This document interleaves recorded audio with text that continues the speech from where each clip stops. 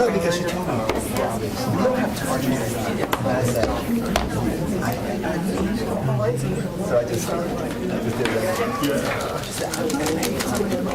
Thank you.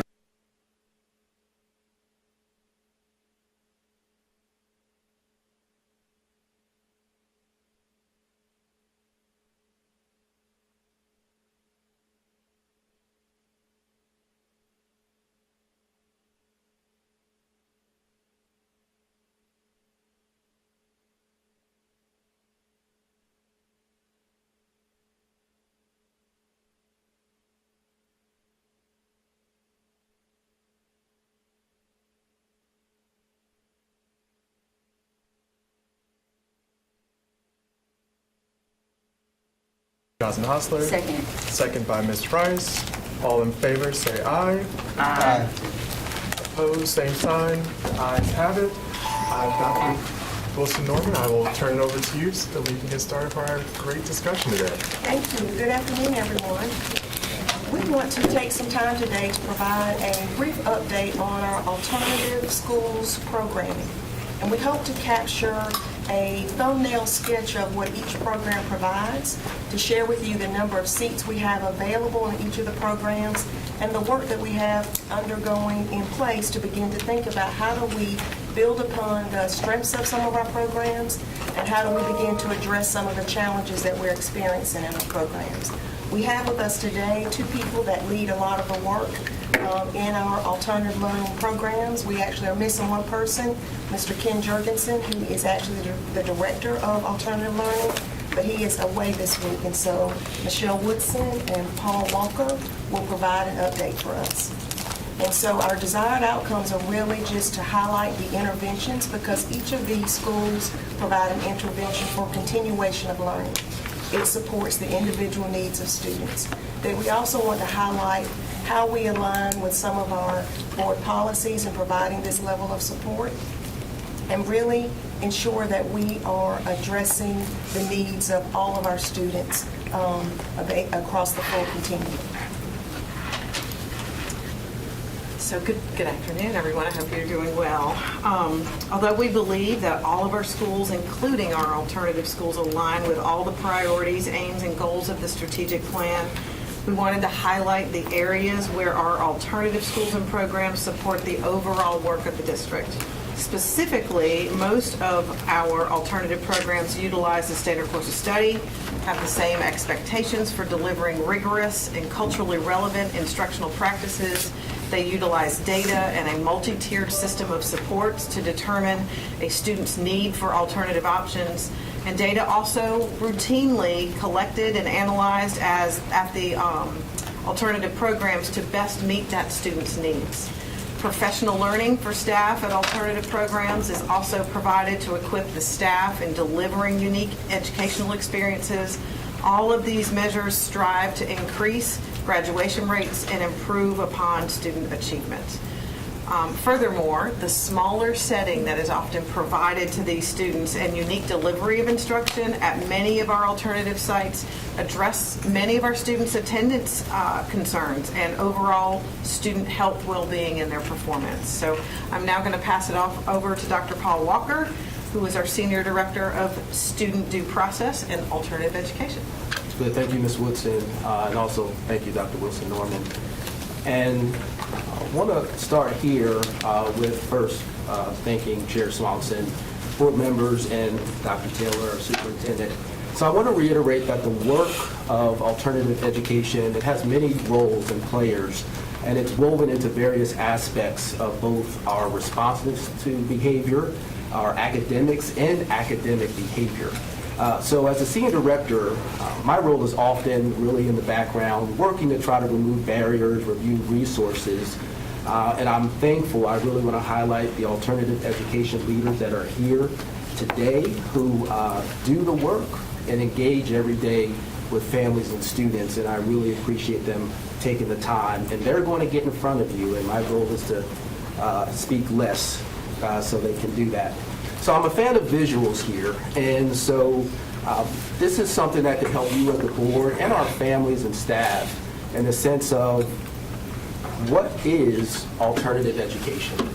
This is the resource for you. So technically, I can talk about that it's a North Carolina statutory requirement, first thing. And we clarify through policy 4305 all of those aspects. Though beyond that, and this is really where you're going to hear from our leaders, is we want to make sure you have a glimpse today of what alternative education really looks like. So let me point you really to the bottom of this screen to answer the question directly. So this is where alternative education is provided as an option for those instances in which a student's behavior management or academic performance needs in the regularly assigned school warrants consideration for alternative interventions. So it's a very kind of comprehensive definition. And then you see the three buckets that we have there, talking about intervening, we're talking about reducing the risk of dropout, and of course to work to preserve a safe and orderly environment in the regularly assigned school. So that's your visual when it comes to what alternative education is. As an educational professional, I'm often driven, of course, by student voice, and so we had to really bring this up immediately, and that's where also our principals are going to come to bring their voice. But in preparation for this session, throughout the committee work that we've done, our team visited schools, and they spoke to a variety of students about their experiences. And there's a lot here, and we actually have more that we can say, though I wanted to at least highlight my favorite on the top left corner, and it's kind of how I would want to feel, is that the school staff want to see me have a great future. And so when you hear from some of our leaders, I'm sure they'll expound on the student and family experiences. All right, so coupled with what we've just done is answer the question, what is alternative education, right? You've got that. This just drills deeper, kind of a one-stop shop here, in the sense of it highlights the names of our official alternative schools, the programs, and a brief description of what they represent. And so in addition to being supported by Alternative Education Department and Student Support Services, it's important to note that these schools and programs also are led by principals, director, and by area superintendents. I want to highlight really kind of what you maybe don't see here, so we can make a distinction here. So while schools like Crossroads Flex or our college and career academies and leadership academies may have a somewhat alternative learning quality of them, they are really not part of the alternative learning programs that we're going to discuss here within the alternative education umbrella. So I wanted just to highlight those specific things. As Dr. Wilson Norman said, the data about space and what we have. So overall, I'll say that we have about 1,500 seats. I will clarify that the bulk of those seats are within SCORE Academy A. And this is really a snapshot of enrollment at the schools over the course of the years. And of course, we know with COVID mixed in, those are going to be some tough years to really use for any comparison. But we, of course, maintain this data because we're all about making data-driven decisions and making sure how can we improve and maximize all the options that we have for alternative education. So the next 5 slides or so, I'm going to really briefly highlight some key aspects of some of these particular programs. And I say briefly because I really want to ensure that our leaders get up here and talk about them, and then we can engage in any dialogue or questions that you may have. So what I want to highlight here is Mount Vernon and River Oaks Middle School. So this is the application-based programs. And so again, this is kind of your cheat sheet for yourself and families. What is it, right? It's middle school, of course, and they have something quite exciting. That's the Booster Program, and that is where you have some motivated students at work in a fast-paced setting to complete 8th grade really in a single semester, allowing them to transition to 9th grade on track with their graduation cohort. It is a sight to see. And so if you have not witnessed the Booster Program, I would really encourage you to do that. And so we have Mary Phillips in SCORE Academy A, and we've got Robbie Gupton, the principal of Phillips High, of course, here, and then we have Jody Hines. So you're going to hear more about this. But again, your cheat sheet in the sense of what this looks like for application for high school. As you see, what Phillips does and how they get there in a sense of referral. And also from SCORE A, I really want to highlight this key word that you see there, re-engagement program for students. And so, again, Ms. Hines will say more about it, but wanted to highlight what that looks like. We also have Bridges Elementary Program, and Ms. Bowling, who's the director of that, she's here, so you're going to hear more about that. But again, this is your quick reference of how they get there and your short kind of elevator speech of what is it. Longview Middle and High School, Mr. Curtis Harris is here, the principal of that school as well. And so this is something where for special education, their students exhibit significant social, emotional, and behavior challenges. And we see that there's the individual education program process as to how they get there. Connections Academy, you're going to hear from Ms. Perkins, Janet Perkins, the principal there. And you see the description of that. Like Ms. Woodson said, the smaller in-person setting, and how they get there is that this is through a disciplinary reassignment through the Disciplinary Review Committee. And then SCORE Academy B, which you'll hear more from, again, from Ms. Hines, what that description looks like. And the highlight of that program is really their restorative practices. And then the assignment, again, through the Disciplinary Review Committee by the superintendent. Lastly, really with special education, we have Infinity program. That's direct instruction, computer-based instruction. And the superintendent may assign a student based on a recommendation, again, for long-term. And then we have something quite unique as well when it comes to the evening programs. And you see those are housed at about 4 of our schools. They operate, you see, about 5 to 8 in the evening, and gives a lot of students options. And again, that's a recommendation for long-term that students may get there as well. One of the last things before we get to the principles I want to highlight is alternative learning centers.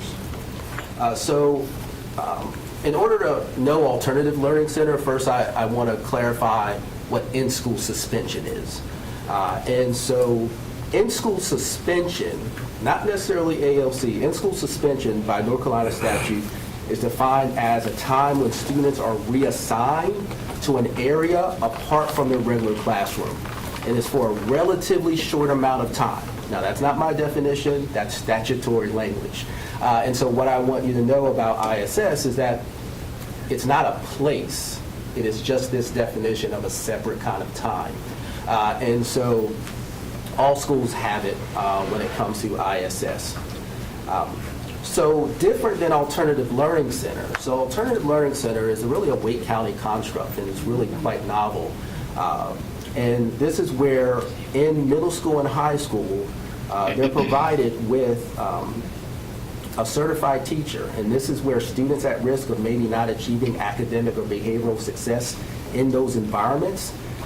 It could be used for credit recovery, behavioral support, in lieu of any type of exclusionary practice. And so that's definitely an exciting endeavor that we've had. In June of 2023, we came to the Student Achievement Committee and to talk about ALC and ISS. It was quite robust. And so, again, of course, happy to come back again to talk about it, but I wanted to highlight Dr. Brianna Pelton from Oberlin came then. She brought her whole team and really talked about ALC in great length. So just wanted to give that reference for you with that.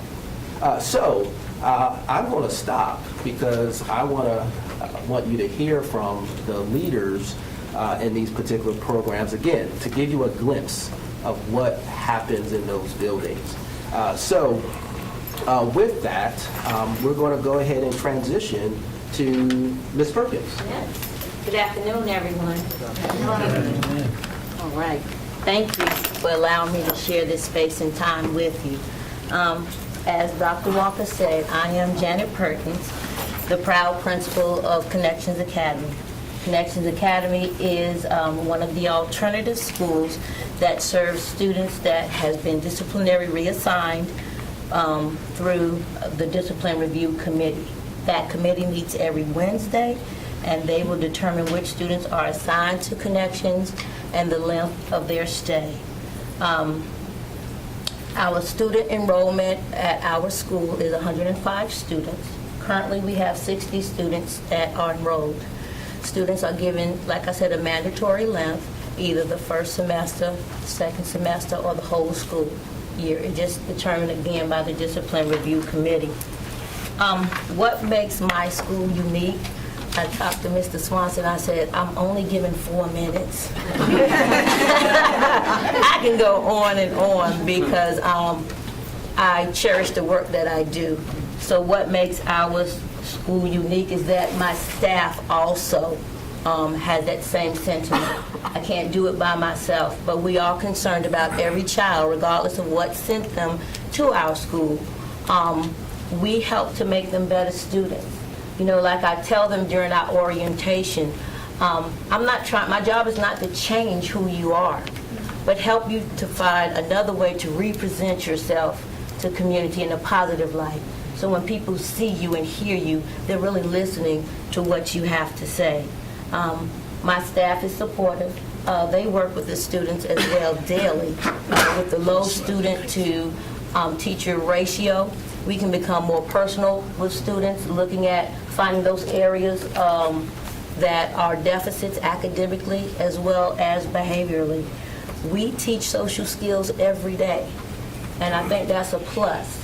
That is designed in our schedule to help kids learn better skills, again, so that they can advocate for themselves in a way that people are really listening to them and helping them to address their concerns, because their concerns are real. We have a strong academic focus.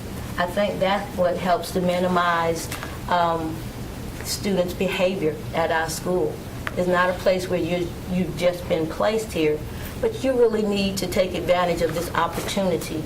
We're small enough to do weekly assessments where we can assess those learning gaps, help plug those up while we're also working with the curriculum.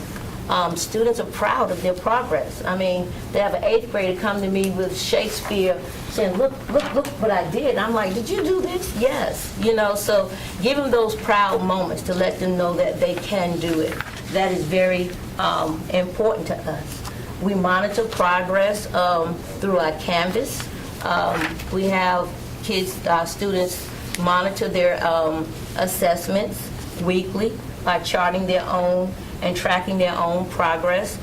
We have a strong communication with our parents through the Canvas so that they can see grades real time, through talking points, so they can ask about assignments that were missing, what can their child do to increase their grades.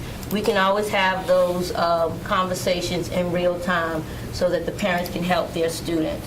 I enjoy being the principal at Connection because that's my mission in life. I know that everybody can't reach and work with those students, and I know that I've been placed there to do just that. I call myself a seed planter. If I can just deposit seeds along the way, I may not see them right then and there, but one day I told them, I said, you might be in 10th grade in that English class and say, that's what that crazy old lady was talking about. So if that's what I can do, then that's what I would do. So thank you again for this opportunity. And because I only have 4 minutes, I'm going to invite each and every one of you to come out to my school. Please come out and see what we're doing. Thank you. Thank you, Ms. Burke.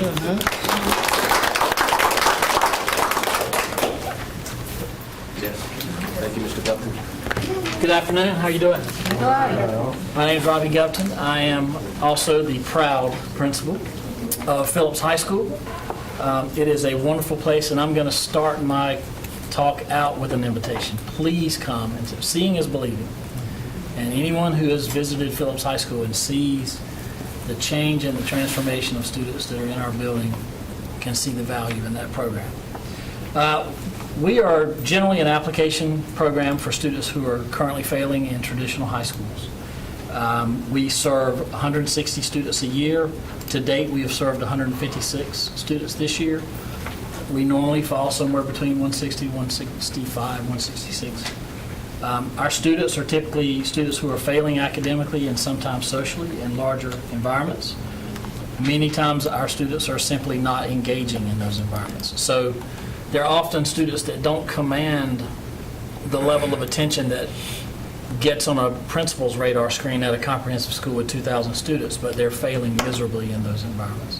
And so our target audience oftentimes are counselors, social workers, SAPs, deans to get students' applications to us. We have 2 application windows a year, one for fall semester and one for spring for a traditional block school. Typically, our students are able to capitalize and respond to personal attention from teachers, but in large comprehensive schools, they just don't get enough opportunity for that to really get any traction towards graduation. Some of our students come to us with some issues around anxiety and being overwhelmed in larger, louder settings, and so Phillips is a much calmer, more predictive environment. What makes our school unique? Obviously, class sizes. Interestingly enough, most of our support structures are not in and of themselves different than what you see in traditional schools. They're just much more personal, and there's a level of trust that is established with teachers so that students can get some traction and take those structures. The vast majority of our students never leave Phillips. They come to Phillips and they stay until they graduate. So that makes us a little unique in that there's not necessarily this goal to transition them back into a base school. For many of our students, this is the right setting. This is how we will get them to graduation. There are some exceptions to that, but they're fairly rare, and we can talk more about that if you have questions later. How do we know students are making progress at Phillips? There are a million quantitative and qualitative things that we look at. First of all, just watch the students. My favorite time of the year is the first 3 weeks of every semester, because the new students come in and you see a student who's got a long history of struggling, a lot sort of giving up on engaging in their education, and you can watch them transform. Oh, this is different. All the teachers know my name. All the students know my name. You see the students build trust with one another. And so there's that qualitative thing that we see. But we also monitor some quantitative things. We monitor what's called a credit hit rate, where we are watching what percentage of credit students are passing that they take. The baseline, I'll give you an example, in the fall semester, the baseline credit hit rate for our students prior to coming to Phillips was 54.1%. So it doesn't take a mathematician to realize you can't graduate from high school passing 54.1% of your credits. Those same students at Phillips in the fall, their credit hit rate was 89%. So we can see very clearly in our environment we can get these students to graduation. Not always on cohort, because sometimes that is dependent on when we get them. If we get them already 2 years behind cohort, 4-year cohort's not even a goal. We're just trying to get them to graduation. We also have some of our proficiency and growth measures that we look at, EOCs, ACTs, and CTE performance at the high school level. Every year, Phillips has 11 measures in EVAS for those 3 types of assessments. And over the last 3 years, we've met or exceeded growth in 32 out of 33 areas. So the kids are growing in our environment. We can see clearly they're growing. We can clearly see the outcome change in terms of students getting to graduation. We also get feedback from students on surveys after each class, after each semester, and we use that feedback to develop PDPs for teachers. So there's plenty of things that we do for progress monitoring. Why do I enjoy being the principal at Phillips? And I think you're going to hear this from every principal you hear from. Working in an alternative school, and this is my 31st year, and most of it has been in alternative ed, is an addictive job. You get to know your kids, you get to see your kids grow and become more confident learners. Our parents are the most engaged parents. The engagement doesn't look the same. They're not selling cookies. But they're answering the phone, they've got our back, and they know that their students are doing better and that they're in a good place. And so that is an addictive place to be. We have a wonderful staff at Phillips. It has been an absolute joy to watch the growth of our staff there, and mostly being able to watch students build trust with one another and support one another in our environment as well as with the teachers is just something that is so hard to do for a student that's not outgoing in a school with 2,000 students. It's an intimidating setting for some students, especially if you have some academic issues. And Phillips is one of those places where you can't disappear. You can't sit at the back of the room and not ask questions. You have to engage in the class. And it's just a very rewarding place to be. I would, again, like to invite you to come and visit because you can't really get a feel until you see it. Any questions? That's great. Thank you, Mr. Brown.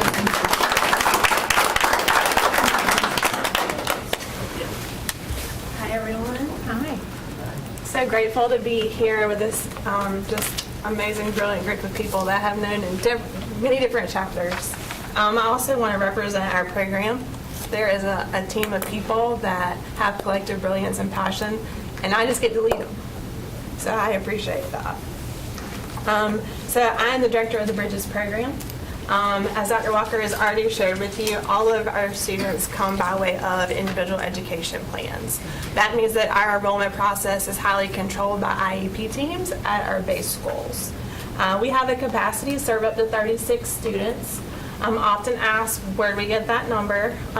We are the most restrictive setting on the special education continuum in Wake County Public Schools. So less restrictive of us would be an EBS classroom, emotional behavioral support classroom, where that student-teacher ratio is about 2 to 8. So we get our 36 by way of a couple of things: the number of classrooms we have available and maintaining a ratio less than EBS. So our ratio is 3 adults to 6 students, and we can house 6 classrooms. So there you go, 36.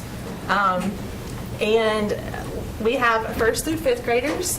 Currently, our enrollment is those of 2nd through 5th graders, and again, we don't control all of that. We are taking students by way of IEP referrals. Our students have some of the most high-tiered, extreme behavioral health needs in the district, and they have IEPs. And I would just like to say that along with that comes a lot of vulnerabilities. Take yourself back to Psych 101, Maslow's hierarchy, okay? Our students have very, very fragile Maslow's hierarchies. And a lot of them have psychiatric needs. So some of our students matriculate to us from residential schools as well as private residential treatment facilities. And that's really important for us to understand when you're talking about us being a sector of service to the community. Our mission is to provide students with the behavioral health and academic skills to transition back to a less restrictive setting. And I'll give you some data on that in just a minute. This is what I would like for you to walk away with in the narrative of what is Bridges. We're a program, not a school. And we're a school, not a mental health facility. I'll say it one more time. We are a program, not a school. We are a school, not a mental health facility. We're really small. We are a program located inside of Mount Vernon Middle School. So we are legit a hallway. When I take people on tours, I walk into the lobby and I say, look down that hallway, there's a green wall. That's it. Welcome to Bridges. Your tour is almost over. You will not get your steps in here. And I also want to say a little bit about the fact that we are the only elementary school that is a separate setting, and our sibling school is Longview. So if students matriculate out into a separate school setting from Bridges, they will go to 6th grade at Longview. We at Bridges use a research-based co-teaching instructional delivery model, and that is to offer students access to at least 3 certified teachers, which means that we don't necessarily do combo classes, but we do almost a departmentalized autonomy by teachers to create their own model within the co-teaching framework. And that also supports our teachers with decreasing burnout, which is really, really important to me as a leader, that we maintain and retain high-quality teachers for some of the students students that have the highest vulnerabilities in the district. Our program utilizes standard course of study, which is also super important for the community to understand. I maintain a conversation of common language in our building that I want our students to leave Bridges, transition to a less restrictive setting, and have academic common language that doesn't seem foreign to them when they go back to base. That's super important to me with our curriculum materials, and I maintain that standard as an instructional leader at Bridges. And with that, we utilize the district's 4 standard treatment protocols. And what we have done is we've crafted a population-based tiered behavioral health model from the district's behavioral health tiered resource intervention guide. And we have used that to support our students specifically. Something unique to our population is each of our students have behavior intervention plans, and all of our team members at Bridges are trauma-sensitive, trauma and resilience-informed practitioners. Our model is highly inclusive of restorative justice and the community resiliency model, and all of our team members are trained in nonviolent crisis prevention and intervention. We also have a very, very strong presence of positive behavior intervention support in our school, which includes even the support structure of approximation of behaviors. And so we're not going after perfection, but we're modifying students' behavior when they approximate what they would like to do. We have a really cool stool store that we elevate student voice in, and on Fridays our students get to spend money on things, and they spend money mostly on special lunches with people that are their preferred adults in the building. And they will save and save and save to get their special lunch with their preferred people. One of the things that's kind of cringy about Bridges, and I get this narrative a lot in the community, is we do have seclusion rooms at the Bridges program. All of our seclusion rooms meet legislative mandates and jurisdiction around that, and they are regularly reviewed by the stakeholders who review and approve those. All of our staff members are trained in those protocols and procedures. When parents are told that their student might be referred to the Bridges program, we bring parents in for a tour and we take them through all parts of our building, and we allow that to be a part of the parent-informed consent as their child attending our program.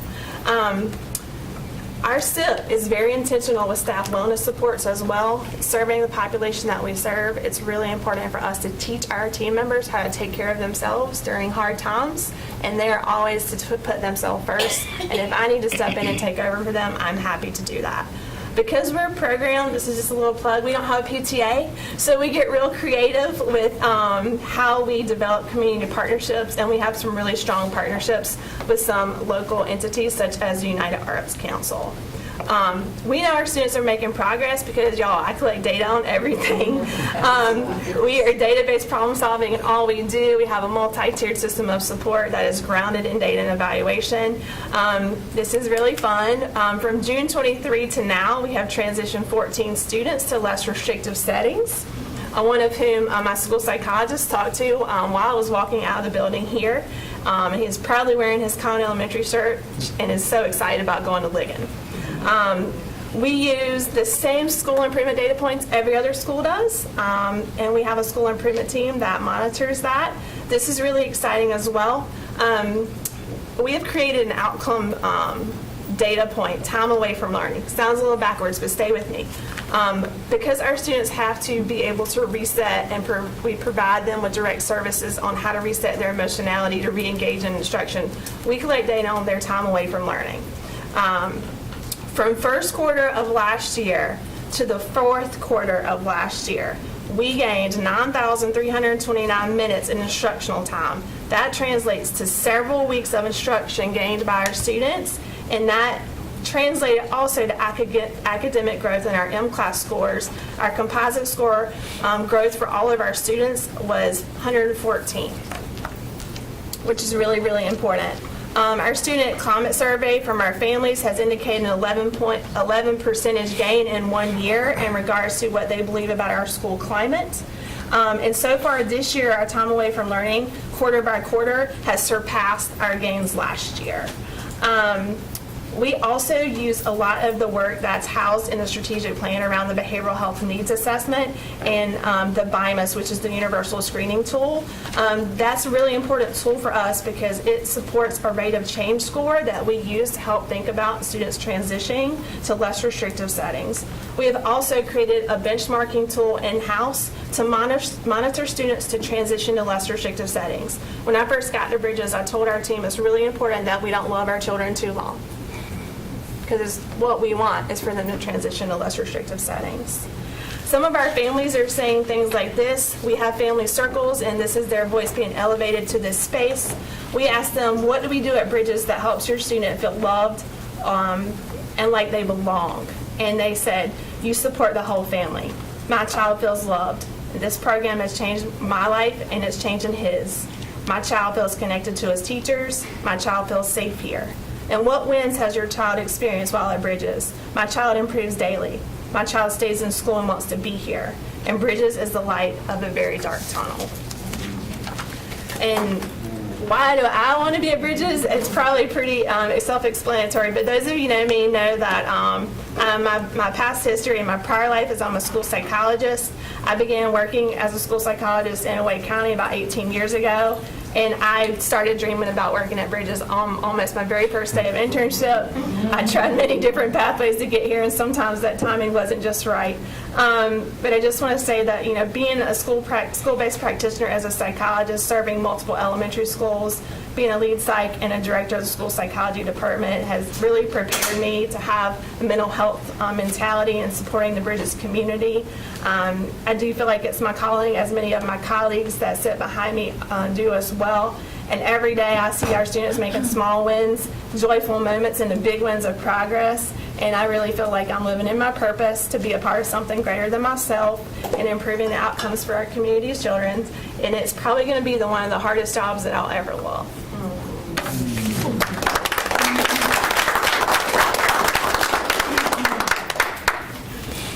Wow. That's a hard act to follow all of them. So, whew. My name is Jody Hines. I'm the principal of SCORE Academy. And I invite all of you to come out just like the rest. We have some folks in here who sat in circle with some of my students, and so you're all welcome to do that as well. But what I really would like for you to do is come to graduation. Yes. If you've been to one of our graduations, you know that it's a really exciting night and it's an emotional night, and you're going to ride high off of it for several days after, because it is quite an event. And so it's a special, special night for us. So we do serve quite a few students. We are very large. We have 4 sites across the district. We just opened our 4th site in the North Raleigh area. So we really kind of cover the 4 compass points. We have an east, north, west, and south. And so that really helps us to make sure that we are within proximity of where students live, and we're close to the schools that they'll be going back to for those students who are only with us for a short time. So we are a little different in that we are a school with 2 programs. So we've heard programs, we've heard schools, and now we have 1 school with 2 programs. And so our first program is the re-engagement program, and we're really focusing on students who have barriers to being able to stay at their traditional school setting. Most of those barriers include mental and physical health issues, issues with having to work, parenting, anything really that prevents them from being able to go to a traditional school. And in that part of our school, we work in an asynchronous environment. Students take 2 courses at a time, and we are open 12 months out of the year. And we do this because our students really need that level of support. 12 months out of the year, they cannot sustain a 10-week break without support. My staff is all fully trained in restorative practices. It's a major focus for both of our programs, especially on the reassignment side, and we'll get to that. But it's part of how we build a rapport with our students and maintain that connection so that we can graduate them as soon as possible. So we have the re-engagement side, and then we also have the reassignment side, and that is the side where students are coming to us because of a disciplinary infraction. They may be with us for a semester, they may be with us for the entire year. It just depends on what the assignment looks like. That is a synchronous program, and so students are enrolled in just like a traditional 4x4 block, and those classes are live every day. We do follow that schedule, the traditional school schedule, so we're just a typical August to June schedule. So once they are completed, they will then move and transition back to their base school. Like I said, they are restorative focused. We bring the students into campus every Friday, and so where we do offer Circle and we offer academic support And we're really looking to try and repair the harm for which has gotten them to us in the first place. We emphasize looking to work with the base school, and hopefully that increases the opportunity for dialogue. Because oftentimes what's missing is the dialogue of what happened in that incident.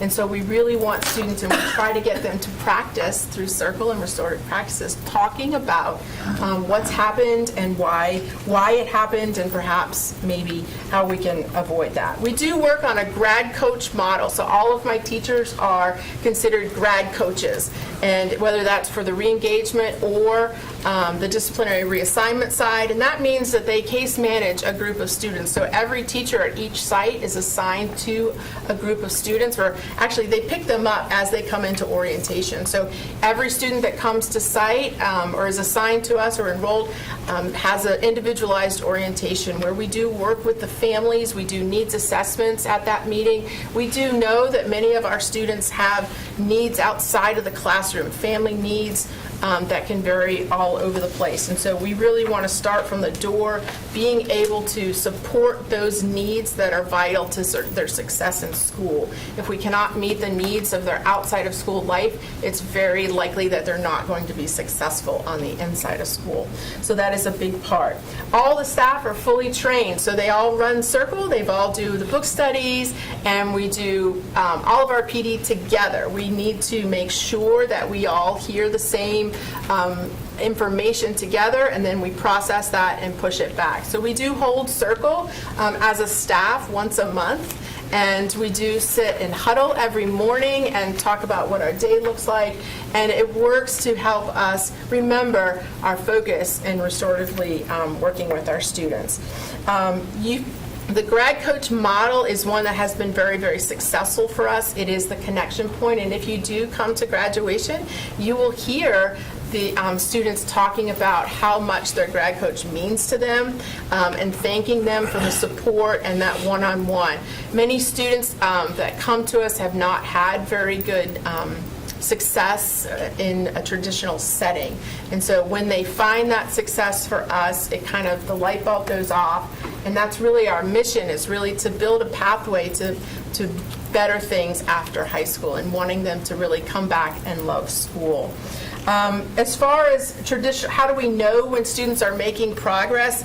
It's pretty different for all of our students. I'll tell you, on the re-engagement side, we've already had 1,300 courses completed thus far just this school year. And then our graduation numbers also are indicators. So last year, we graduated a record number of students at 332 last year, and we graduated just over 130 at mid-year. So I anticipate that we will probably break that 332 barrier coming this year. So with the fourth site, we have grown. We have just over 800 students right now. And so we are buckling up for the rest of the semester, as we know that the numbers will probably get quite large as we move into June. So the other thing, why do I love SCORE Academy? I love the fact that we tell students that no matter the circumstances, no matter how you got here, we are going to pick up the pieces, we are going to help you, you're going to be heard, and you're going to be cared for. And we're going to give you the tools when you go back to your base school or when you graduate to be successful after that point. And we mean that in what we say and what we do with them every single day.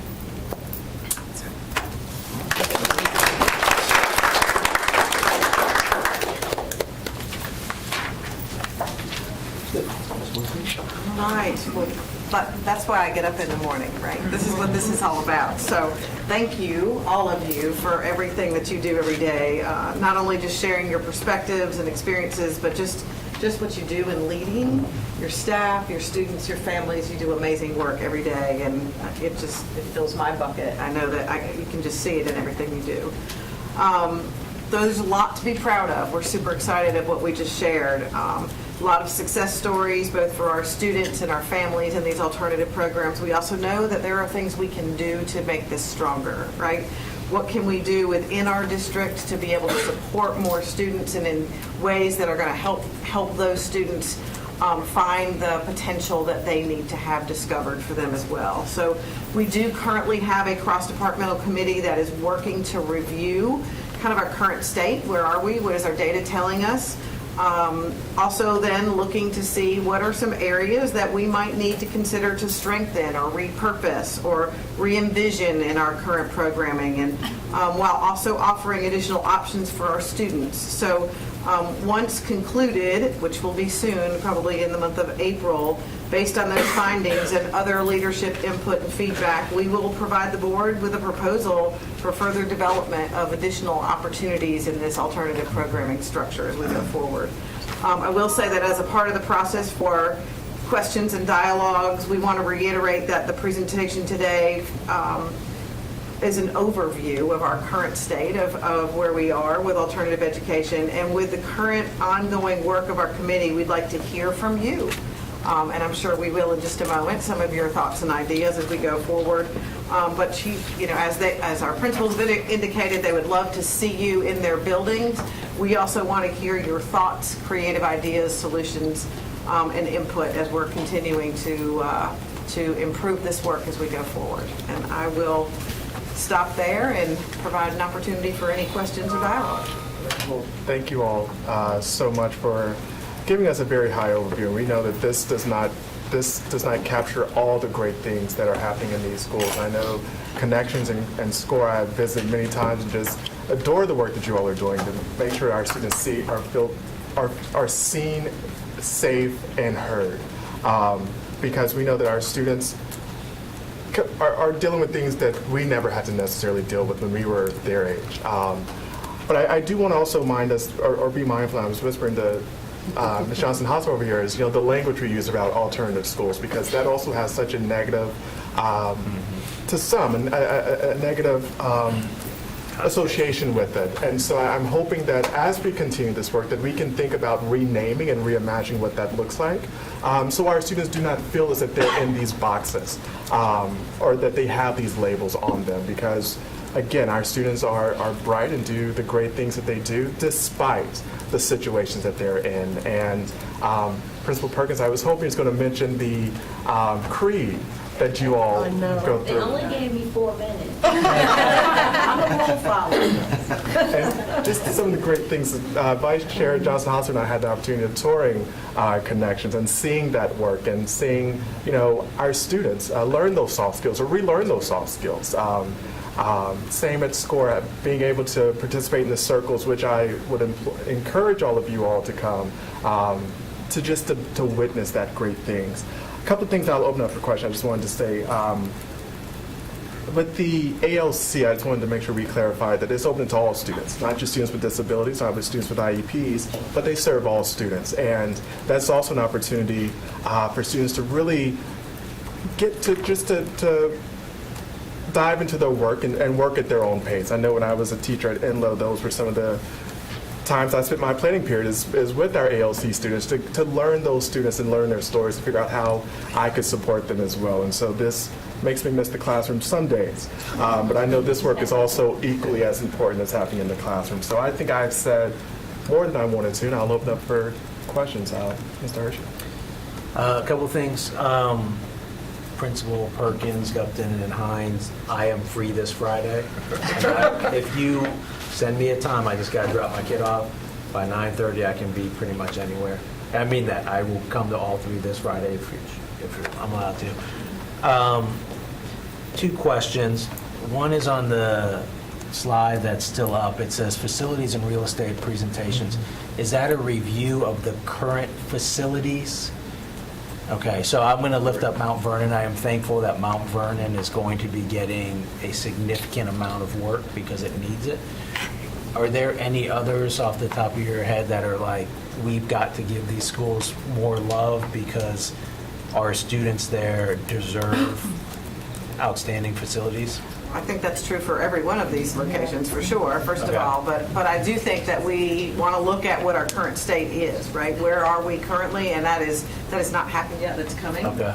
So we will be looking at that next Tuesday, actually. So to review kind of what is our current state. But to your point, we want an outstanding facility for every student, because that's where you get pride and ownership into where you spend your time every day, right? So we want to make sure that you can do that. You are welcome to bring that to a facilities committee meeting and to give us a report on this, to piggyback on the work that, with Mr. Swanson bringing this here, to make it specific about the facilities and real estate and how we can be supportive. The other question I had was about Bridges, which I have been to. Why is that a program versus a school? So what I want to definitely highlight too is, yes, Assistant Superintendent Bill McKenna is here that helps oversee that with Heather Boland. So, yeah, Ms. McKenna, did you want to speak to that? Right. So the process has never occurred for it to become its own school or school number. So we've operated as a program actually through Special Education Services, which has been a blessing. It has allowed me to be able to stay really connected with what is happening with our students at the elementary level and have those connections between the base schools and what's going on at Bridges as well too, so that we can have smoother transitions for students. Is there any benefit from this that we would get from the state if it was a school still by definition, even if you were, it was connected to you? Given the size of it and what we would probably have to do to go through getting its own school code and operate as its own school, I don't think we would see significant benefits. Okay. Thank you so much. Ms. Edmonds? Thanks. So what is the need compared to what we have up and running? Like, could we stand to double every program, or is it not quite that drastic? Or I'm trying to get a sense of how we're fulfilling the need or not. Yeah, so I mean, we are looking to increase in size. So for example, we are looking in the future to be increasing the number of seats available for middle school disciplinary reassignment. There are always opportunities for students, for us to explore new ways that we can serve students, that especially some of these students that don't find that success in other endeavors. So looking at capacity is a part of what we're going to be doing, right?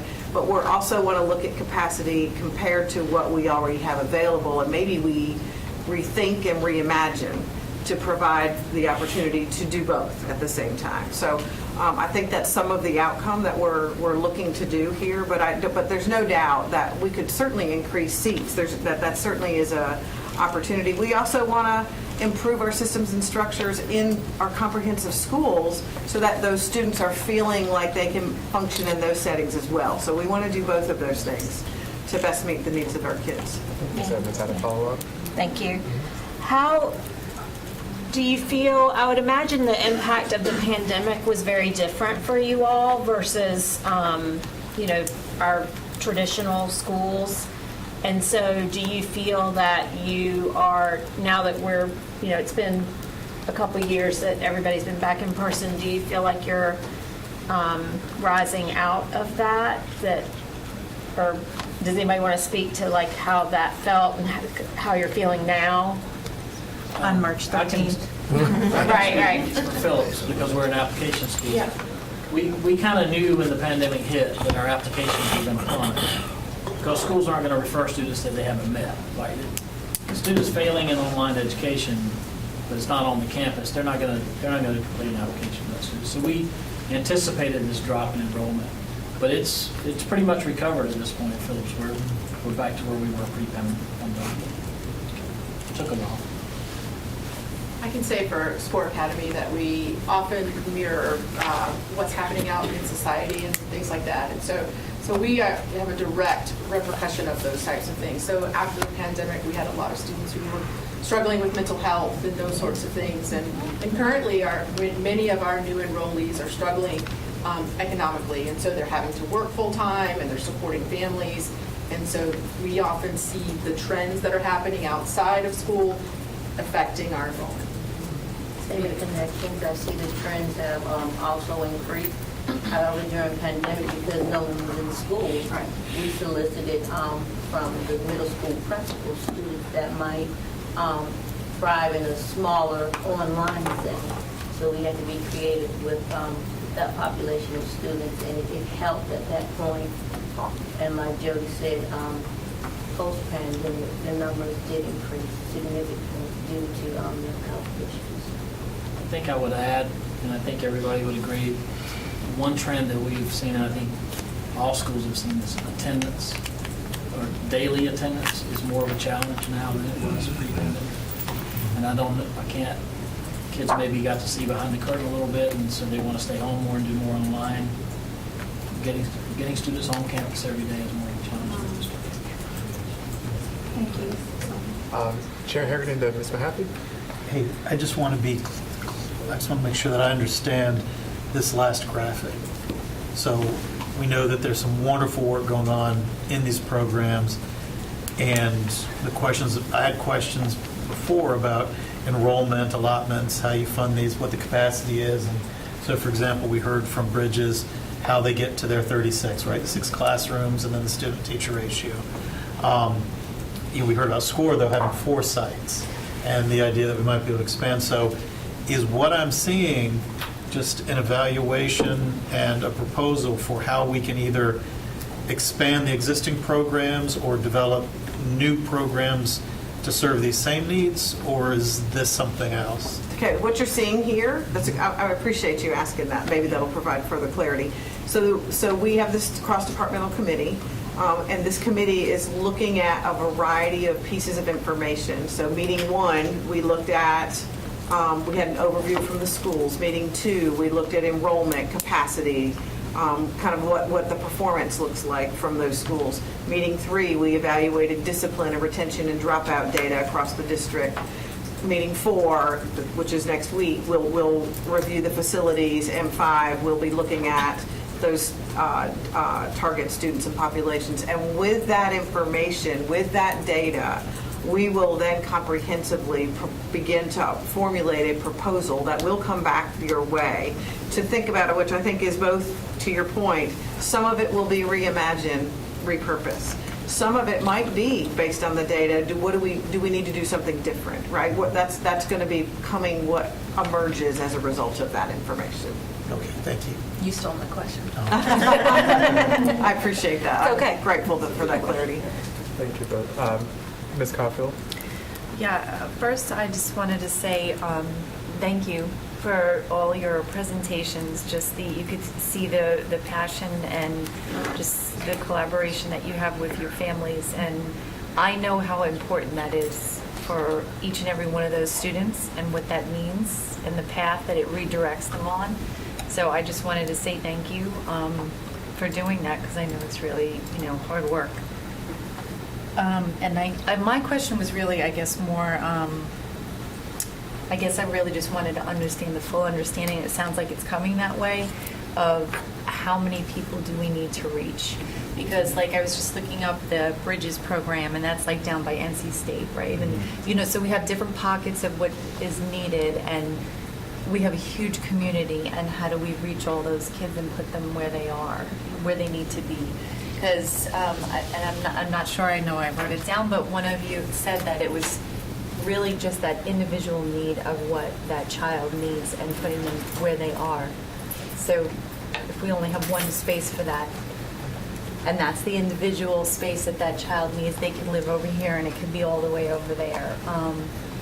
And how, if you could just kind of, I guess, go to the beginning part, how do they identify what school those children need? I mean, obviously, if there's a suspension that gets them there, is that the only way that they go there? So it depends on the school. That goes back to those slides that Paul had earlier at the beginning. Explanation. But they are, so some of them are application-based. For Heather and for Longview, Bridges and Longview, they will get there through their IEPs, right? So it's a part of their individual education plan, and it's a decision that they make as a result of that. For some of our students, part of what Jody has, not all of it, but also what Janet has, that might come from a discipline review committee assignment. So it's a different way for different students to be at these different schools. And some of it is application-based, so let me make sure that Mount Vernon is a part of that, as well as River Oak. So there is an opportunity for people to apply in as well. I just wanted to clarify that it wasn't just through discipline. Correct. No, Absolutely. Right. Okay. No. Thank you. That's all I needed. Dr. Ing, you had a question? I we'll be contacting some folks to go for a tour. I'm looking forward to it. I just want to get a kind of sense from for School Academy, you got geographic locations all over. Was that an intentional thing, or was that something that came out of necessity? How did it come about? Just It was a function of necessity, just by the sheer numbers. And so we just opened the 4th site this year, and we needed that site to relieve overcrowding at the River Oaks site, and it's really helped us to, and we were able to fill it with more teachers, so then that enables us to lower our student-to-teacher ratio as well. And the more contacts that we can touch a kid, the more times we can touch a kid, the more likely that we can get some success. And are you at all 4 sites in different days, or how does that work? We do travel. I do travel. So, I do have a home base. I'm home based in North Raleigh. Okay. And then I do travel to the other sites, depending on, like, I had to be here today. And so, I made all the rounds today to see my staff and see my APs, because there's an AP at each site. And so, yeah, I move around. Thank you. Ms. Rice, did you have a question? First, I just want to say the programs are amazing. I've watched them grow and develop over the years. And just to say that most of the schools happen to be in my district, and I'm thrilled about that, and to work alongside you and just to support with where you need. One, I need to tell you, Ms. Rogers, that at Phillips is a part of my calendar. I've got it all laid out of where I'm going. So I'll be sending you an email, because I'm supposed to be coming just to support the March Madness event that you guys have on a Friday. I think my calendar says on March 21st. So I'm very excited about being able to just support and do and to be that. So I think I just want to say hats off to everybody, to all the hard work that you've done over the years, and what I'm hearing and what I'm seeing. Bridges, I think you're amazing. One, because I was a part of the child care review teams at Alliance Behavioral Health. And so oftentimes we'd have folks that would come and from other support. So I did understand the model of that you're a program and why you need to be a program, so you could be able to get those community supports and things like that you need. So I think it's fantastic in the work that you do, and it can be challenging, but we've always kind of heard some great things, and folks are always trying to come and get their children actually into the Bridges program. And so I just wanted to say really hats off to everybody of the whole team and the hard work that you do. It is noticed and it is seen, and you're just absolutely brilliant. Thank you, Ms. Rice. Ms. Mahaffey? I just want to say, you just need to see Miss Bowling's shoes before she leaves. You do. And that's all. Oh, I'm sorry. And thank you all Yeah. for being here. Yes, thank you. And I I'm would, sorry, Chief. Oh, and I wanted to say thank you to the booster program. My son was a part of the booster program, where he was reading on an 11th grade level, 3rd month in 6th grade. And so he did that with severe ADHD, might I add. Okay? And so he was able to do that program. Like you said, literally, it's a lot of hard work. But if it wasn't for, and at the time, those years back, he's a graduate now. But during those times, it was housed in River Oaks still, on New Bern. And I watched him work so diligently with the support of your team, right, that worked alongside him to get through 7th and 8th grade literally in a semester, to be in 9th grade in honors classes the following year. So thank you. I also wanted to say thank you all for being here, and I just want to maybe Dr. Walker and Dr. Wilson, for next time we have folks come to hear the students from these great institutions as well, to hear their experience alongside of their great leaders. And just a reminder for those that will be visiting these schools, please make sure you notify the area superintendents. I know I shared that with Mr. Enns, and Dr. Taylor, so therefore folks know who's going to be in the schools and what time you're going to be in those schools. So that's just one thing I wanted to plug, just make sure we're following those privileges that we have, so we do not lose those privileges. Thank you. Thank you. I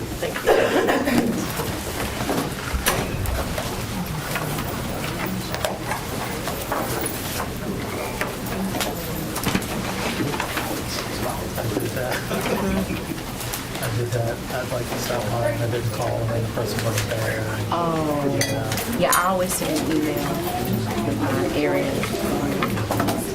They're always really great. And if you hear the same thing that we keep hearing in what I mentioned earlier, Thank you. everyone's saying they want to see this. They want to see, and you hear it from administration, from teachers. Okay, then I have I told you. They embrace that. I was not expecting. I was not just. I mean, those are custom made. I really don't. Yeah. And it's just like Totally don't know what you're I was going expecting. to, you tell you have a good friend, but you never go visit the friend. You never go see your friend. You begin to wonder, are you really my friend? Do you really like me? You know, it's just support. I'm aware. So yeah, I've got my list ready, the email ready to send for next week's events. So it's really been really fun. Just you stop by for a little bit, for an Dr. hour, Wilson, we whatever wanna- they're doing, something, just watch. All right, well, we're going to go back to part 2 of our meeting. Thank you so much, and looking forward to hearing about our enrichment and recovery. Dr. Wilson. Yes, we want to share with you, we want to take a moment to provide a recap of last summer's summer programming. But we also want to take some time to preview what will happen in this summer, 2024. We also want to highlight and recognize that as we come to the closure of our ESSER dollars, that our summer programming will look different. But we've tried to make some adaptations to continue some of the hard work and strong programs that we've continued, and to revamp some of the things that fall more in line with the budgets that we'll have moving forward. And so we have a pretty large committee here who will highlight some of our summer programming. We will outline the upcoming 2024 and present our EOG and EOC remediation programs that actually are led by another department, but we wanted to include that so our public would be aware of those programs as well. And so I'm going to turn it over to Delinda Ramirez-Carter, who will provide us with a recap of our summer learning opportunities. Good afternoon, everybody. Thank you for having us here today. My name is Delinda Ramirez-Carter. I'm the Director of Co-Curricular Programs. We're thrilled to be able to go over what we were able to offer last summer. As Dr. Wilson-Norman said, we had some extra dollars that we were able to capitalize on and able to offer additional programming that we would not normally be able to offer. We'll begin with the overview of the elementary programs first.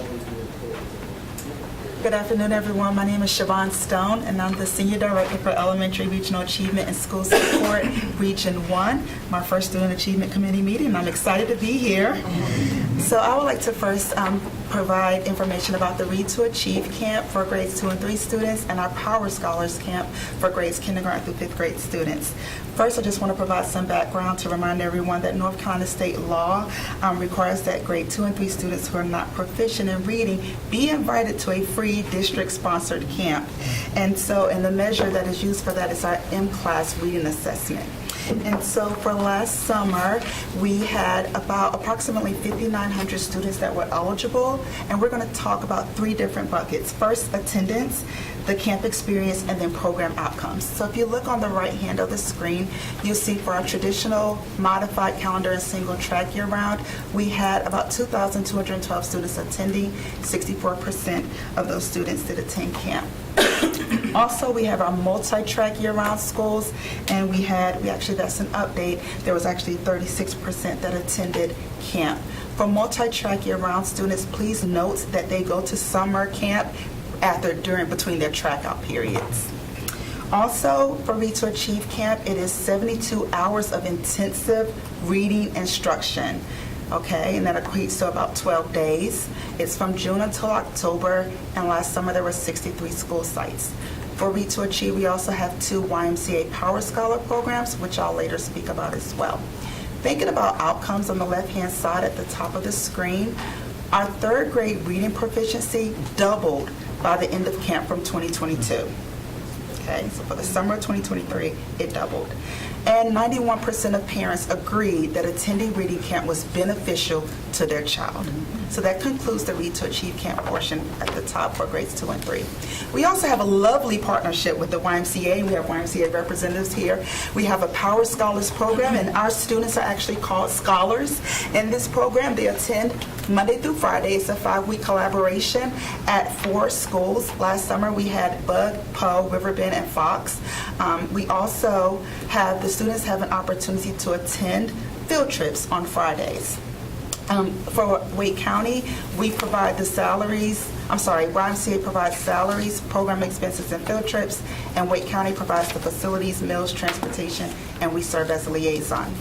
Thinking about our outcome data located on the left-hand side, with the Power Scholars program, students gained 1.5 months in literacy growth and 3 months in math growth as measured by the STAR Math Assessment. 100% of the staff that worked the program reported high student engagement, and 97% of caregivers indicated high satisfaction with the program. Our 4th and 5th grade students also reported 89% that they enjoyed the reading activities, and 94% enjoyed the enrichment opportunities. And in the afternoon, they had an opportunity to choose what enrichment opportunities they wanted to participate in, and then on Friday, they had their weekly field trips. All right, and now I'll turn it over to Dr. Shanika Moore-Lawrence. Good afternoon, everyone. Thank you for this opportunity.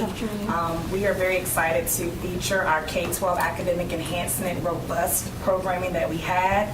This included who I have with me today, our Title I department, our ESL department, our Indian Ed program, and also our advanced learning services. And so we will talk to you about the 5 initiatives that we offered during summer 2023 due to some funding from PRC 176 and also through our Indian Ed funding. As you can see, we offered an On the Rise transitional program for rising 6th and 9th graders. This was based on students' intervention plans, ELL plans, and any needs they had beyond core. We selected students from Title I elementary and middle schools, and we focused on previewing versus remediation. We were excited to have more than half of the students who we invited to actually attend, and as a result of their attendance, they were able to increase their knowledge of high-yield math and reading standards and concepts that they would have seen in 6th grade and in 9th grade. And I want to make sure I point out that they were 5th graders and 8th graders when they were attending this program. Also, we had what we called WAKE, which is We Accelerate Kids Every Day through our Advanced Learning Services team. I'll mention that On the Rise was offered by our Title I department. WAKE was offered by our Advanced Learning Services team for rising 3rd graders as we are working to maximize the talent identification of our students early in elementary. And so they worked on critical thinking skills, they previewed EL protocols for the upcoming year, and rising 3rd grade students were selected based on excelling in their M-class reading skills. We offered this to over 200 students, and about 73 students attended. You can see that they had great gains in their M-class, leaving 59 students leaving in blue. 11 new students were identified as gifted. That's wonderful. And then also we had 1 student who even advanced a grade level. And by the end of, at the BOI for that grade level advancement, that student was already in green. Also, we had Navigating New Environments through our ESL department for rising 4th through 5th multilingual learners. And so these are students who are identified as either a comprehensive level of need or newcomers, and the feedback was overwhelming from teachers and students and families that they loved this time. Students left eager to read and eager to listen to read-alouds, and we had over half of the students that we invited to actually attend that programming. I will say that that programming, all of those programs featured weekly field trips and enrichment experiences, and also an element of family engagement. As we advance to the next slide, we also have the Indian Education Program in K-12 Academic Enhancement, and so the duration of those programs varied. The Indian Education Programming focuses on academic and cultural enrichment activities. It also focuses on exposing students to things like NAGNAO, which is the North Carolina Native American Youth Organization.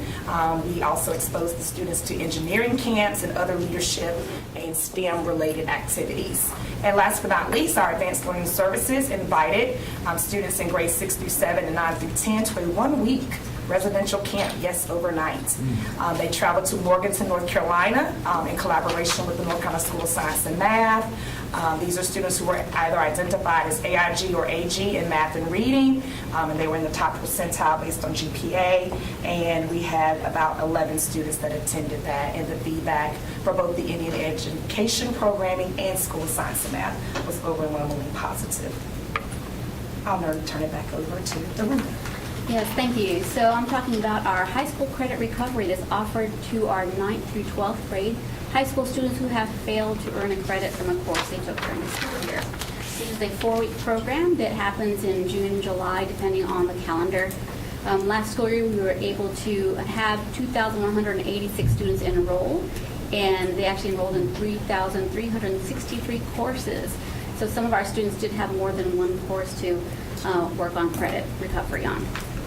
Overall, we had 2,687 credits recovered during this program. With our parent survey data, we do have parents do favorably report that they feel that their child is better prepared for the next school year. A lot in the parent comments were thankful that their students were able to recover these credits to stay on track to graduate on time with their cohort. So that was really important to our parents. When we were surveying our students, we did roll out a new credit recovery software last year, which is called Edgenuity, and 91% of the students do think that software was helpful to them. So we were really excited for that feedback about the software. So in the CTE realm, we offered 3 programs last summer. You have seen these before as we recap summer programs. Career Accelerator is our partnership with Wake Ed Partnership, and last summer it was an 8-day camp designed to give students exposure to priority sectors in our region. And so they had some resume building, career cover letter writing, and micro credentials that they earned, as well as lots of immersions at partner businesses. Career Explorer was new for us last summer, and it was designed to bring rising 9th graders onto the high school campus and give them hands-on activities in the career pathways that they would enroll in.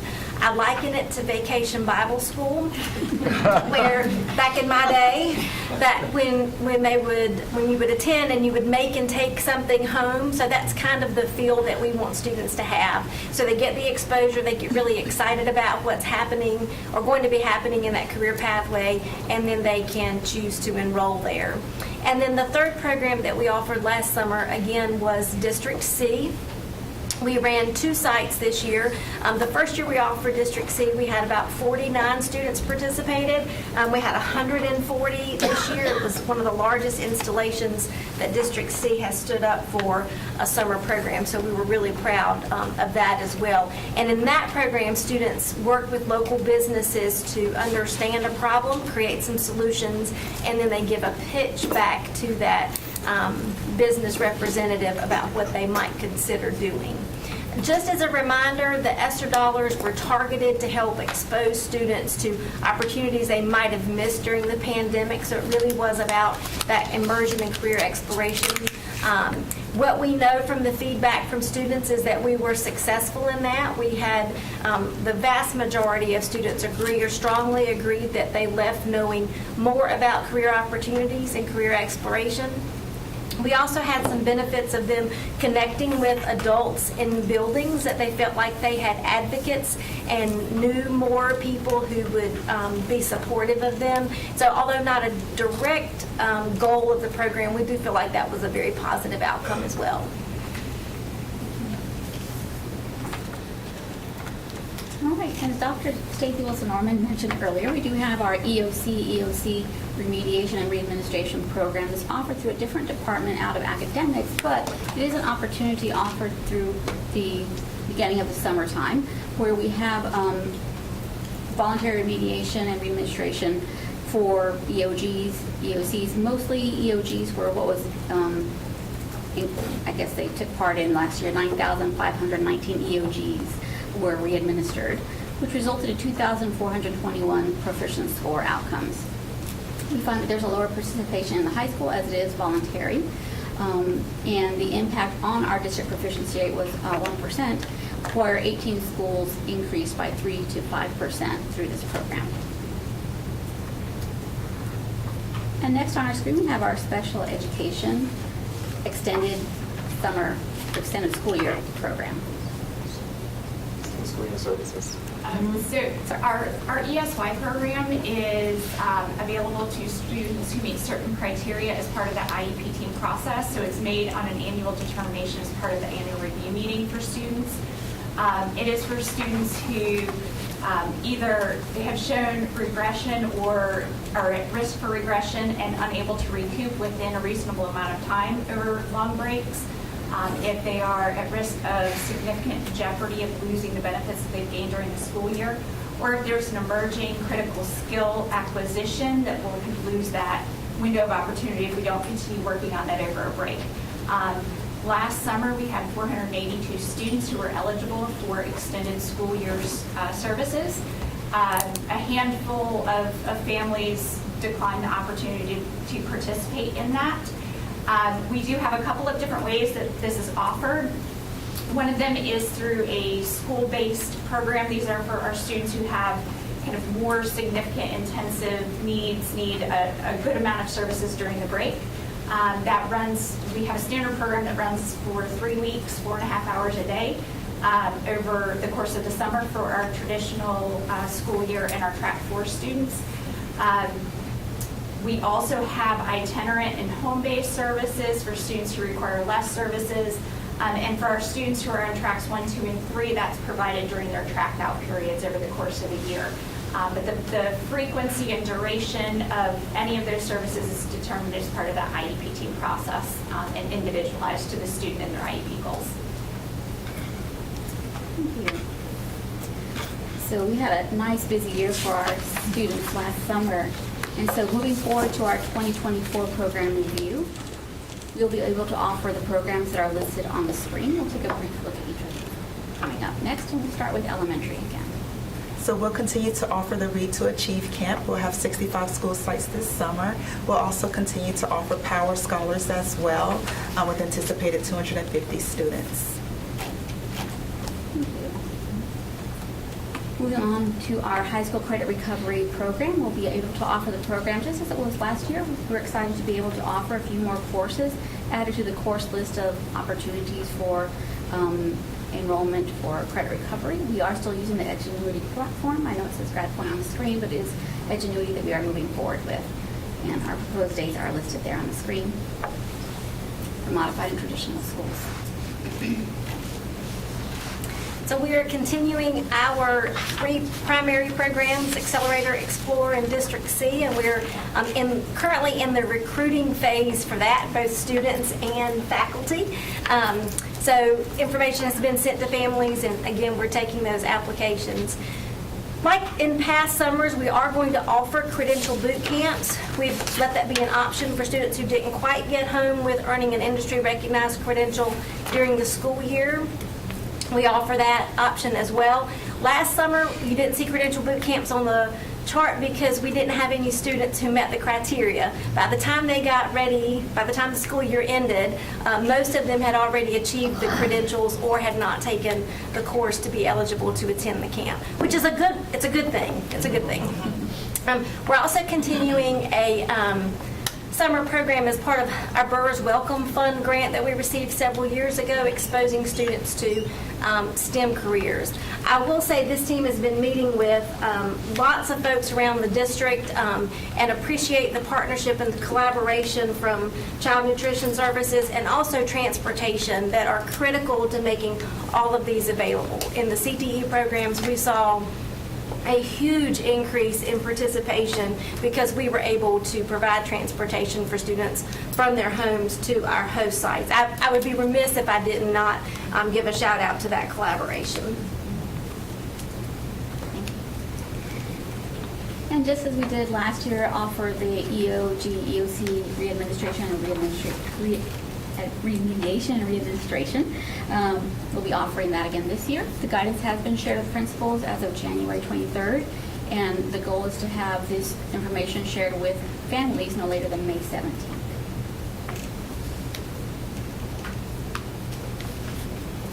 And with the special education piece, extended school year services, of course, are still going to be offered this summer. Those determinations are currently in process, so we do not know how many students right now we'll have for this upcoming summer. But the same criteria is used, and what you'll see on this slide is what our 3-week kind of date range for our standard program is, and then the locations that we have for elementary and secondary. So as we think about our next steps for our summer programs for 2024, that each of our various departments are working collectively together under the leadership of Delinda Ramirez Carter to begin to have recruitment of staff, beginning to look at student eligibility, communication and enrollment. We want to have kind of a seamless window where parents know about all of the summer programs, teachers know about all of the opportunities, and that we work collectively with transportation around providing routes and things so that we can really be as, look at how we can maximize our services and resources, and then look at our compensation. We're also really looking at how we progress monitor the effectiveness of each program. As ESSER dollars go away, which programs continue, which programs do we sunset, and where are some of our various needs. And then we will provide a board update on our 2024 summer programming as well. And so we wanted to provide a quick update today on what happened previously and what will happen looking forward. Thank you so much for this great update and the great work that we are seeing with our students. I'll open up with some questions. Ms. Caulfield? No, it is your hand. That's your hand? I'll go after. Okay. Ms. Evans and then Ms. Caulfield. Sorry, my eyes were playing tricks on me. Does the state fund the Read to Achieve summer camps? They do. Yes. Has that always been the case? It has always been the case. Where the funding doesn't come in, so districts who want to expand it to, say, first grade, there are no dollars for that, but they do pay for second and third grade camps. Okay, thank you. And then my second question, I asked this in another, it might have been last week's work session or something, so this isn't for you to answer today, but we have seen such tremendous results from the HELPS program, through the tutoring program that we work together. If there's, I don't know how to link the results that we're seeing with that program with like the Read to Achieve camp, if that's possible, if we have the volunteers to make that happen. But I just want to put that out there that, I mean, I know y'all are all aware of the results that we've seen. I mean, it's just really incredible. And so any way that can be, merged with the Read to Achieve. And again, I don't expect you to address that today, and I'm not suggesting it's something you haven't thought of, but I just continue to be so amazed with what we're seeing through the HELPS program. We won't respond to it today, but we're absolutely looking at ways to expand and connect more schools and more students with the HELPS program. Ms. Caulfield? Yeah, thank you. I love the whole Read to Achieve and all the programs that we have for literacy and the HELPS program, and it's really encouraging to hear what comes out of that. I'm a high school mom, and high school moms have a lot of friends that are high school moms too, so we have lots of conversations, especially teenagers I feel like are a whole breed in themselves. That being said, I'm going to give a little pushback on our high school recovery program, okay? I understand the recovery is so that you think of the word recovery and you feel like you're fixing something and getting back on track. And I'm sure that's the intention and the plan. But when you send your student in, it says that it's a 20-day program, as I understood it to be in the beginning. But there is no grade, so you can't measure how good they're doing. And our focus is on academics, right? So this is where my pushback comes in, because if you are missing information or you weren't getting some information, that's where our proficiency shows. And if we're trying to go to this summer class so that you can improve those skills, so that when you go to the next level, because it's all building blocks, right? So that you can move on to the next level and then grow from there. If you are not learning those skills and you just get a P because you attended and handed in some assignments, that to me is not actually an academic growth tool. And just getting a pass because you handed in some of that information does not say that you actually understand what was not happening that got you to that chair in the first place. So I don't know if there is a way for us to do some more, to explore that a little bit more. Because once you get into high school, you're kind of, not going to say reaching the finish line, but you are, right? Because we're trying to get them ready for graduation and go out and explore whatever their path is going to be from there. But we want to make sure they're proficient in doing that so that they have all the skills to go and do that and be successful at it, right?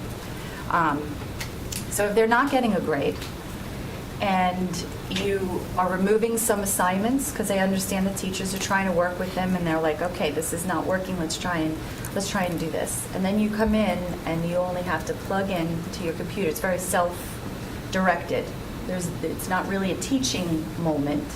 It's more of a catching up moment. Well, how credit recovery works is students start off with a pre-assessment. And based on the pre-assessment, modules are assigned. So it's not that they just do random work. It is that modules are assigned based on where they need to receive additional support. When we think about credit recovery for this summer, that we're really looking at, so based on a student's needs. So if a child has so much to recover, we're really looking at how they can get access to what we're calling instructional services, where maybe there needs to be some live instruction. But it is a pretest, and my module may not be the same as your module. And so they work through a course. So ideally, it would be all face-to-face, but as we think about high school, people need to recover so many different courses that we want to make sure that we have a full continuum. And so that's what we're looking at. Can we bolster the program and make enhancements? We are thinking about that and working on it. And there are enhancements from last summer to this summer. But is there more work to do? Yes, there's more work to do. But it is tailored based on each individual child's pre-assessment. And to your point, Dr. Wilson-Norman, it's not reteaching a semester's worth of classes. It's figuring out where those gaps are. And some students, something may arise in the middle of the semester. There could be a medical issue that causes students to, have to get an incomplete or have to take some leave. And that's where that credit recovery comes in. But I used to tell my students there's no fifth quarter. And it's yes, I'll stop there. But this is, yes. And also, students also have, over the summer, different work and things they may do. So it's really not to reteach what they might have missed. It's to plug in and fill those gaps to help them get to the next phase in their life. Because once they go to college, this is somewhat preparing them for that as well. So, did you have a feedback? I'm just saying that I'm not asking anybody to reteach, but I'm saying there's missing information, and if you're missing those blocks, you can't reteach the whole thing, but understanding that there's subjects, there's lessons that you go through. If there is an assessment, It's not, you didn't experience that. So and that is what, when we say enhancements made from one summer to the other, making sure that every course has the pretest, and that's where they start. So that any particular child's course, so if someone may have 10 modules, someone else may have 3, and they can move on. But it is in the training, and the tool was new last summer, that's something that we really tried to focus on moving forward over the course of the year, that we weren't maximizing the tool, and we don't want every school doing it differently. and that's why I'm just giving a little bit more explanation, because it also says that there's 82% of the parents. I'm not sure how that information was received, and 91% of the students felt. I don't think everybody's receiving those surveys. So I'm offering it as continuous improvement. It's a great idea, but there's room for conversation about it. Thank you, we appreciate that. I guess, I mean, to kind of just piggyback to with Ms. Coffey, just maybe understanding this better and then future opportunity for in this kind of venue, so that people listening could also hear what is actually taking place, and then how learning those modules, how are we able to integrate it to the whole course of the knowledge they're supposed to have achieved. It would be helpful to kind of get a better sense of that, just as a feedback. But my question was more about the Power Scholars.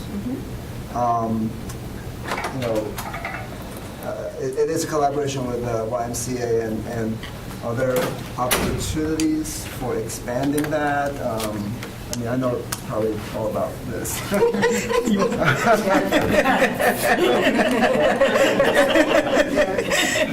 have our Wi-Fi. Yes. It is totally dependent on funding. It's an incredible program with results that are pretty impressive, and the teachers have enjoyed it as much as the students, which is amazing. There's a 21st Century grant application process that just the RFP just opened.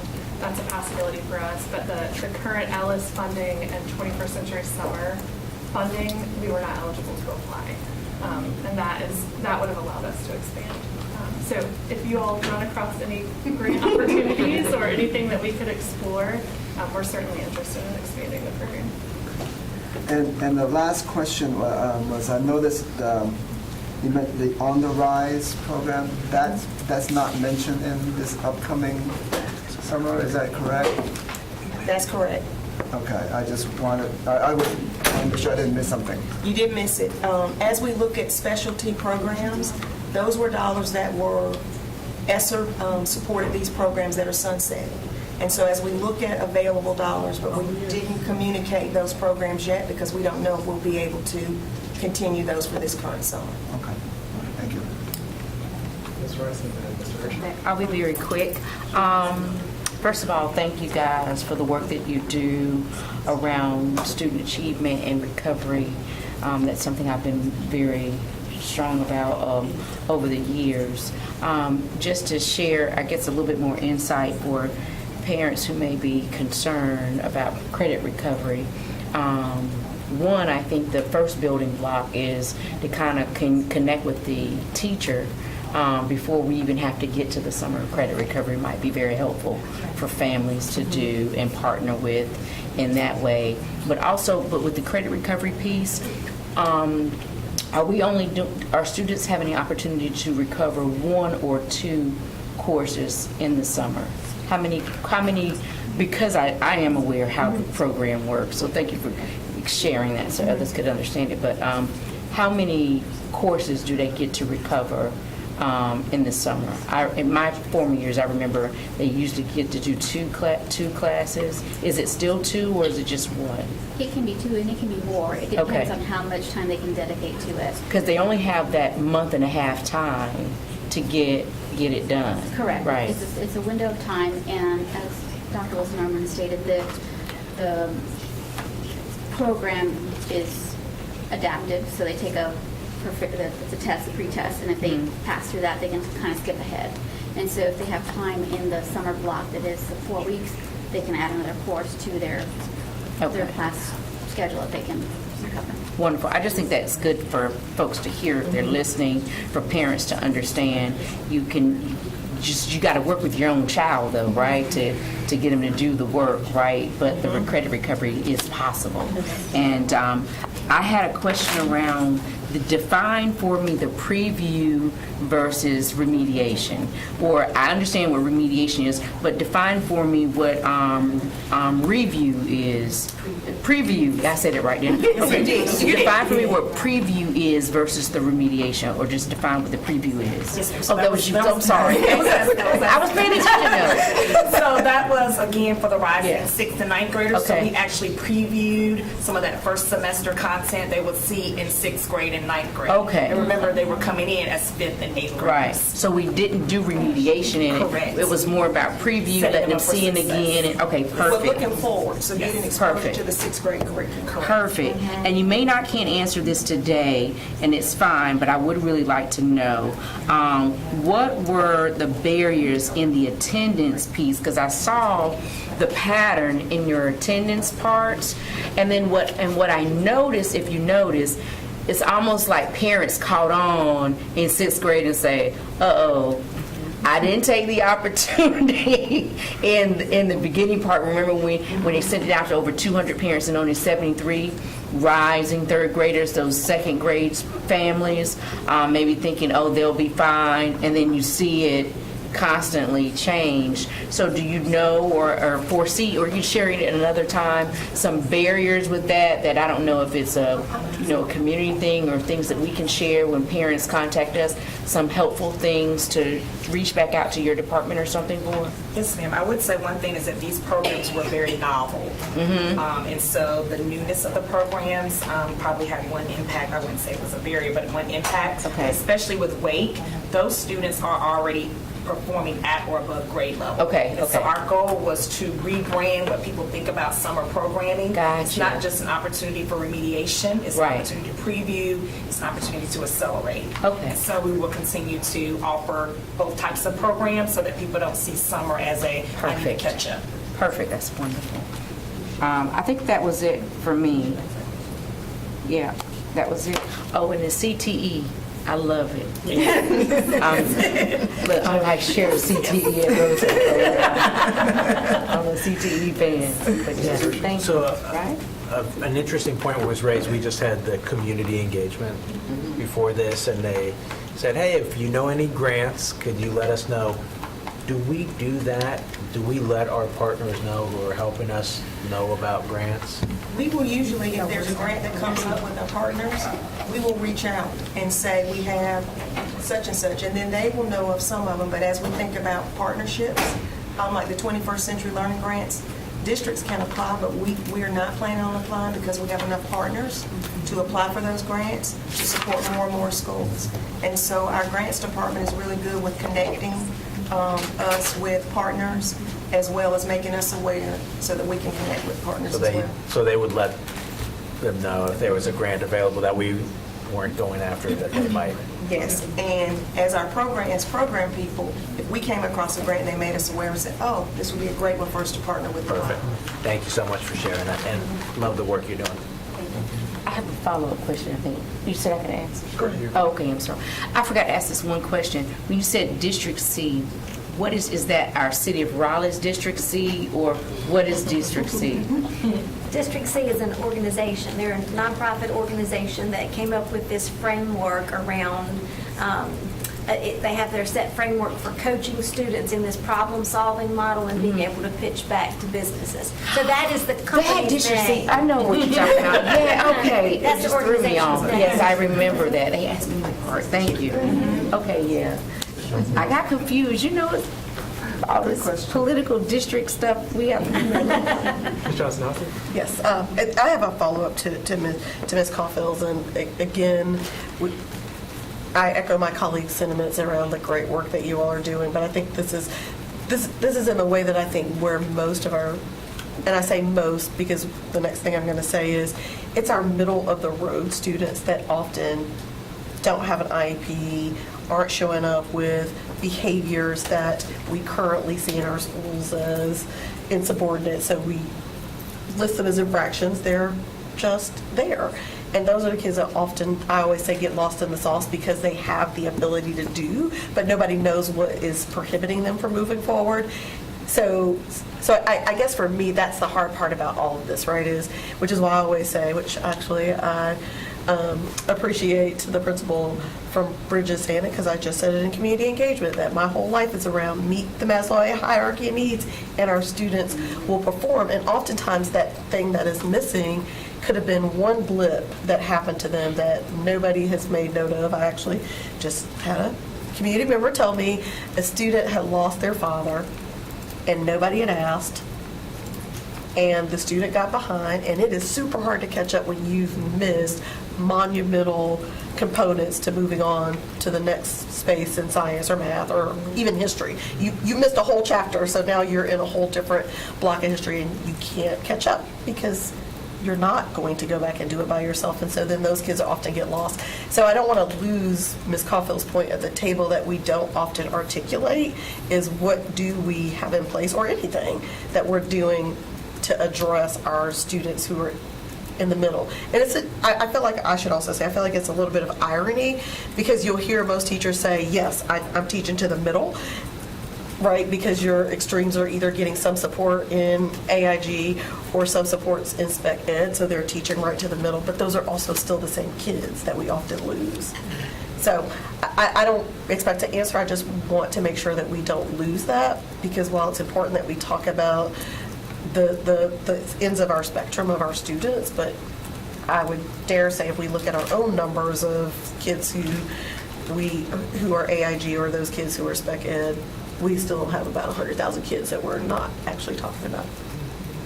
And to follow up on that, I think that we recognize that the power is before they fail.